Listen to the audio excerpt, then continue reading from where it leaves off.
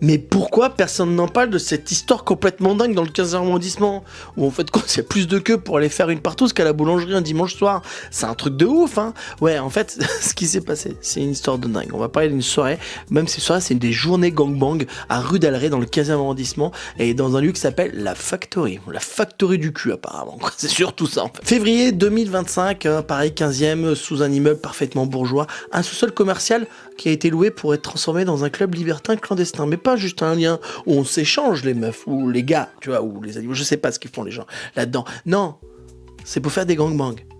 Pour faire des... Une fille, plusieurs gars. Voilà, c'est l'ambiance. Écoutez, c'est comme ça. J'ai pas vu, j'ai jamais vécu ça. Et dis-moi en commentaire si t'as déjà vécu ça, c'est sympa.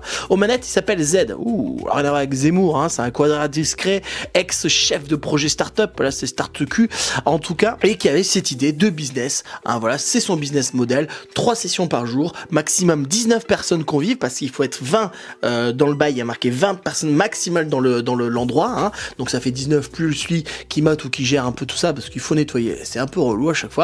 Ah, voilà, donc ils se donnent rendez-vous et ils font leur petit gangbang dans leur petit souterrain tranquillos. Voilà.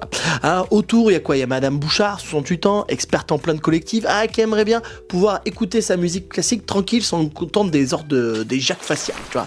Hein, tout d'abord, ça se passait bien. Tous les gens étaient plus ou moins ok, bon, ça baise dans le coup. Mais voilà, le mec, il dit, ça serait bien qu'on soit un peu plus. Voilà. Et ça, c'est ce qu'a demandé Z. Il a demandé à la préfecture, est-ce qu'on peut doubler la jauge? Et là, les voisins explosent. Mais au moins, tu vois, t'as une boîte de partout au domicile, je vois pas pourquoi les gens se plaignent, tu vois. Ah, voilà, 3 séances par jour, c'est quand même énorme. Tu te rends compte le changement, le roulement, en fait, et puis à nettoyer tout, ça va être, il doit avoir une odeur là-dedans. Waouh, ça doit sentir les pieds de la bite. Non, mais c'est le 15e, hein, en fait, le 15e arrondissement, on savait pas, mais c'est un peu la capitale de la partouze, les gars. Et ça, on ne le savait pas. Alors, Z se défend, bien sûr, au conseil de quartier. Il dit, mais attendez, je crée du lien social par la bite. C'est 80 € pour les hommes et gratuit pour les femmes. Les ladies, attends, dans le gangbang, y a pas de sexisme, ok? Pas de matriarcat.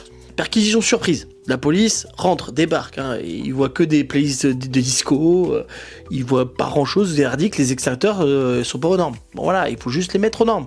Ils ont rien trouvé. Mais parce que voilà, la police a expliqué à tous les autres, ils ont vu, les sessions sont techniquement légales, tant qu'elles restent à 20 personnes. C'est pour ça qu'il a demandé qu'il y ait plus de monde. En fait, moi j'ai l'impression que ces gens-là, ils veulent juste bloquer l'entrepreneuriat. Eh ouais, c'est qu'en fait ils sont là, et disent, le mec il veut se faire de l'argent, hein. On n'arrête pas de dire que le 15e à droite, mais en fait peut-être que c'est un quartier de gauche qui veut pas que l'entrepreneur gagne des thunes. Bon, on n'a pas encore le résultat de l'affaire,